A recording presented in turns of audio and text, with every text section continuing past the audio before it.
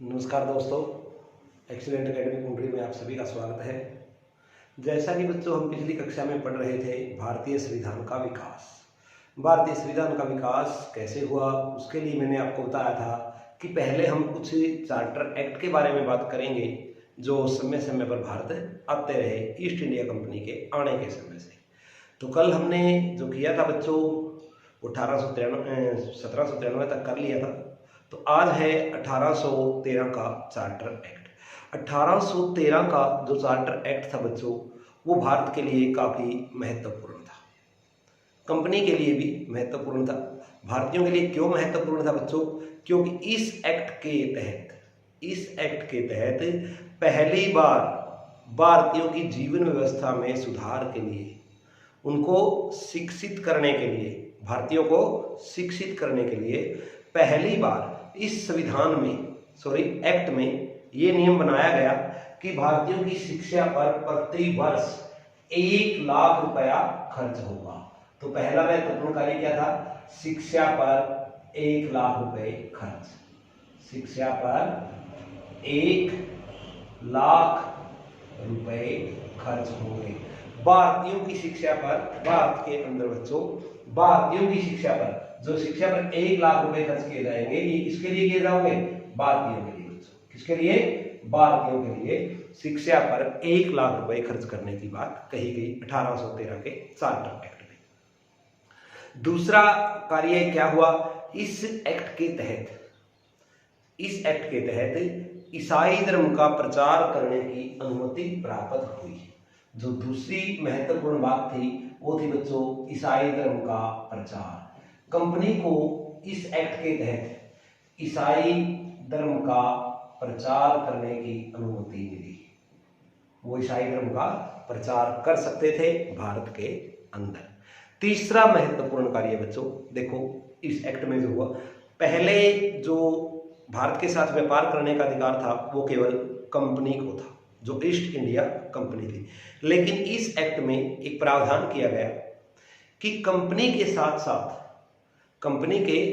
साथ जो ब्रिटिश सामान्य नागरिक हैं वो भी भारत के साथ व्यापार कर सकते हैं। इसका मतलब क्या हुआ बच्चों? आम जनों को भारत से व्यापार की अनुमति या आज्ञा प्राप्त हुई इसके तहत। लेकिन ये आज्ञा प्राप्त हुई कुछ शर्तों पर। एक महत्वपूर्ण शर्त इसके अंदर क्या रखी गई कि भारत के साथ जो ईस्ट इंडिया कंपनी है वो भारत में केवल ईस्ट इंडिया कंपनी ही चाय का व्यापार कर सकती है, और जो भारत चीन के साथ व्यापार करता है उसका अधिकार भी केवल ईस्ट इंडिया कंपनी को होगा। इसका मतलब केवल 2 चाय व चीन के साथ व्यापार का अधिकार, चाय व चीन के साथ व्यापार का अधिकार केवल ईस्ट इंडिया कंपनी के पास था। आमजनों को इस बारे में व्यापार करने की, इस विषय पर व्यापार करने की अनुमति नहीं मिली। तो ये 1813 का चार्टर एक्ट था बच्चों जो काफी महत्वपूर्ण था। इसके बाद 1833 का चार्टर एक्ट आया बच्चों। 1833 का चार्टर एक्ट। 1833 के चार्टर एक्ट में क्या हुआ? सबसे पहले तो देखें, जो आम जनों को भारत से व्यापार की आज्ञा प्राप्त थी और केवल ईस्ट इंडिया कंपनी को चाय व चीन का व्यापार करने की अनुमति थी, चाय व चीन के साथ व्यापार करने की अनुमति थी। ये अधिकार कंपनी का समाप्त हो गया। अब देखो, चाय व चीन पर कंपनी का अधिकार समाप्त। अब आम व्यक्ति भी चाय का व्यापार और चीन के साथ व्यापार कर सकता था। चाय व चीन पर कंपनी का अधिकार समाप्त। तो सबसे पहला महत्वपूर्ण कार्य यही हुआ इसके अंदर बच्चों, क्या कि पहले जो केवल अधिकार ईस्ट इंडिया कंपनी को था, अब वो अधिकार अब वो अधिकार किसको मिल गया बच्चों? अब वो अधिकार आमजनों को भी मिल गया। दूसरा, 1833 में ही जो गवर्नर का पद था, उसे गवर्नर जनरल में बदल दिया गया। इसमें जो बंगाल का गवर्नर था उसे पूरे भारत का गवर्नर जनरल बना दिया गया। दूसरा महत्वपूर्ण कार्य है, बंगाल का गवर्नर पूरे भारत का गवर्नर बना दिया गया, गवर्नर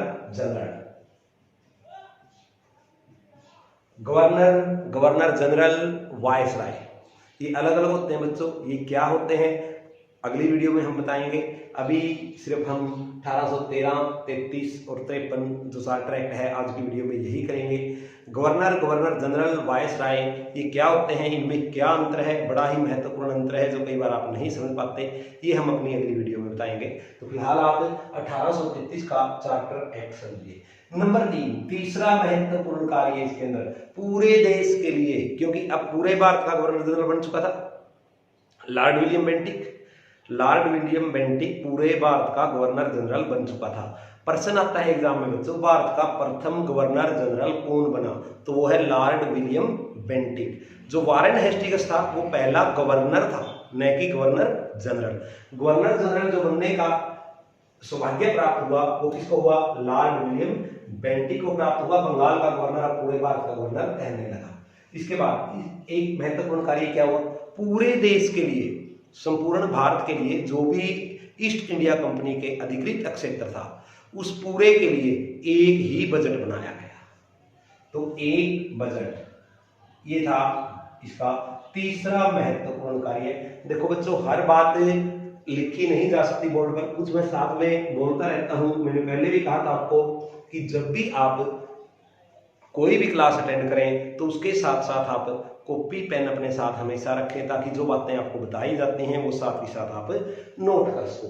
तो देखो, पूरे भारत के लिए एक बजट, पूरे भारत के लिए, और कितने भारत के लिए? जो ब्रिटिश अधिकार में था, जो ब्रिटिश अधिकृत था उसके अंदर। चौथा और महत्वपूर्ण कार्य भारतीयों के लिए क्या हुआ? भारत के धार्मिक, सामाजिक रीति रिवाज, रूढ़ि व प्रथाओं के लिए एक आयोग बनाया गया बच्चों। भारत की रीति रिवाजों, रूढ़ि, प्रथाओं आदि को संहिताबद्ध करने के लिए एक आयोग बनाया गया, और इस आयोग के जो अध्यक्ष बनाए गए वो बनाए गए लॉर्ड मैकाले का नाम बच्चों आपने सुना होगा कई बार। लॉर्ड मैकाले ही वह व्यक्ति है जिसने भारत के अंदर शिक्षा का माध्यम इंग्लिश बनाने की सलाह दी थी। तो हाँ, ये इसका लॉर्ड मैकाले का ही महत्वपूर्ण कार्य है क्या? कि शिक्षा का माध्यम अंग्रेजी हो, शिक्षा का माध्यम अंग्रेजी। ये भी किसने, इस समिति के अध्यक्ष भी कौन थे? लॉर्ड मैकाले ही थे। तो लॉर्ड मैकाले को एक ऐसे आयोग का अध्यक्ष बनाया गया उस समय, जो भारत के अंदर प्रचलित रूढ़ियों, रीति रिवाजों, धार्मिक परंपराओं सभी को संहिताबद्ध कर सके। उसके लिए उस आयोग का जो अध्यक्ष बनाया गया लॉर्ड मैकाले को बनाया गया। जब बात लॉर्ड मैकाले की आती है बच्चों, तो इसके बारे में इतना कभी नहीं भूलना चाहिए कि भारत के अंदर जो शिक्षा का माध्यम अंग्रेजी किया गया वो लॉर्ड मैकाले के परामर्श से किया गया, शिक्षा का माध्यम अंग्रेजी। तो ये लगभग सभी महत्वपूर्ण कार्य इसके अंदर हुए।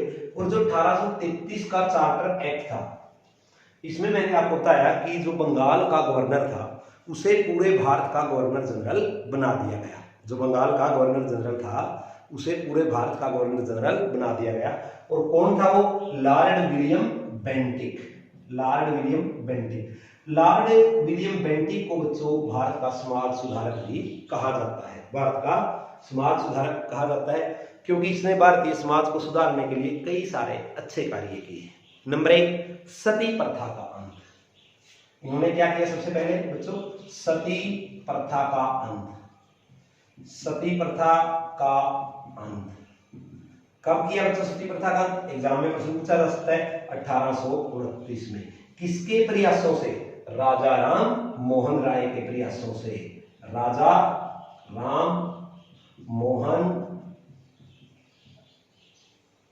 राय के प्रयासों से सती प्रथा का अंत किया लॉर्ड विलियम बेंटिक ने। पहला महत्वपूर्ण कार्य। उस समय भारत के अंदर ठग बहुत होते थे, तो लॉर्ड विलियम बेंटिक ने ठगों का भी अंत किया, उनके लिए कठोर कानून बनाए, यानी ठगों का अंत।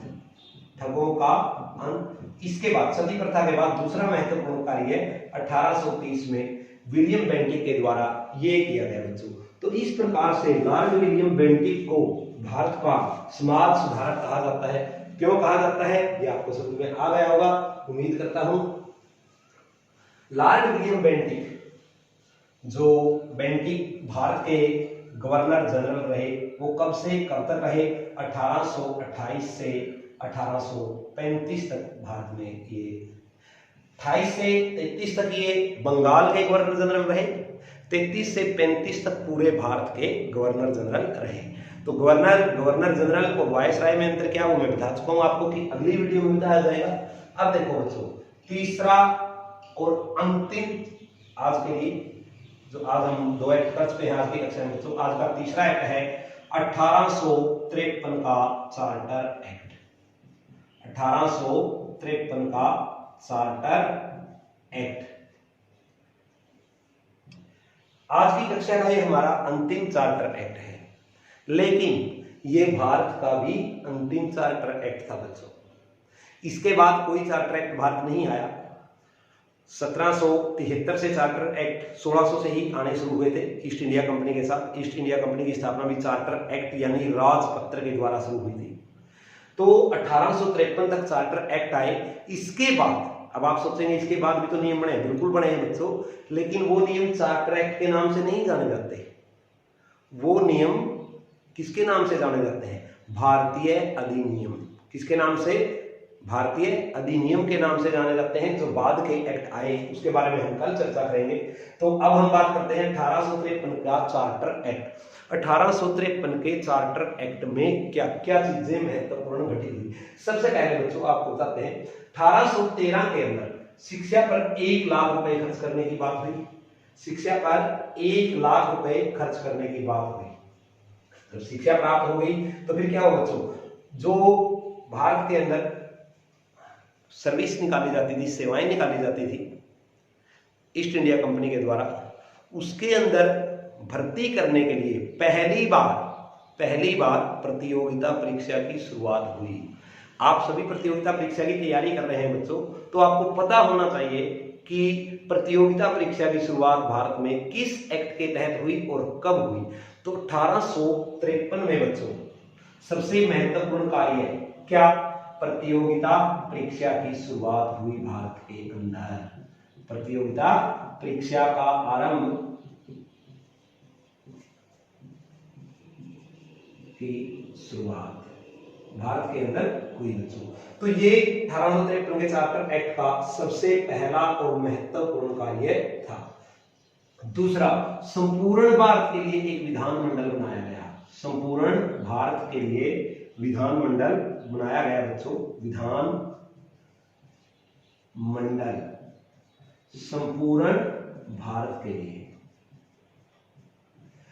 संपूर्ण भारत के लिए विधानमंडल तो बच्चों बना दिया।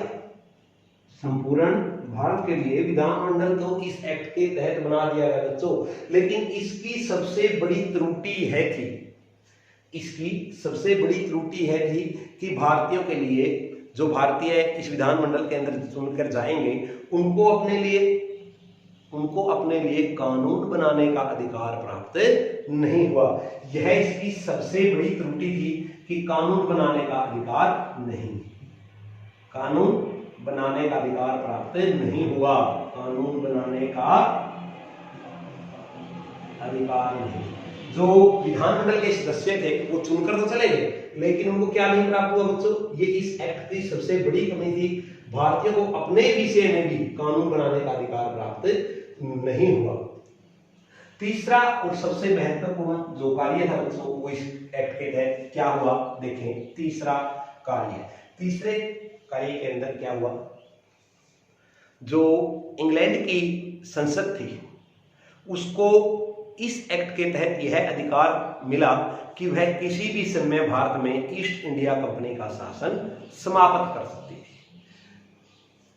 ब्रिटिश संसद को यह अधिकार प्राप्त हुआ कि किसी भी समय वो भारत में कंपनी के शासन को समाप्त कर सके। ब्रिटिश संसद को अधिकार मिला, क्या अधिकार मिला बच्चों, कंपनी के शासन को समाप्त करने का अधिकार प्राप्त हुआ। किसको, ब्रिटिश संसद को बच्चों, किसको, ब्रिटिश संसद को यह अधिकार प्राप्त हुआ कि वो किसी भी समय कंपनी को समाप्त कर सकती थी। भारत के अंदर जो कंपनी का अधिकार था उसको, क्योंकि कंपनी संचालन करने लग गई थी 1833 में, जब पूरे बंगाल का जो गवर्नर जनरल था उसको पूरे भारत का जब गवर्नर जनरल बनाया गया। देखो बच्चों, हालांकि गवर्नर जनरल आपको पहले ही पता है, वारेन हेस्टिंग्स भी गवर्नर जनरल था। वो 1773 रेगुलेटिंग एक्ट के तहत 1774 में बना था, तो वो भी पूरे भारत का ही शासन करता था। उस पर गवर्नर जनरल, वायसराय, इसके बारे में हम चर्चा अगली वीडियो में करेंगे बच्चों। आज के लिए इतना ही।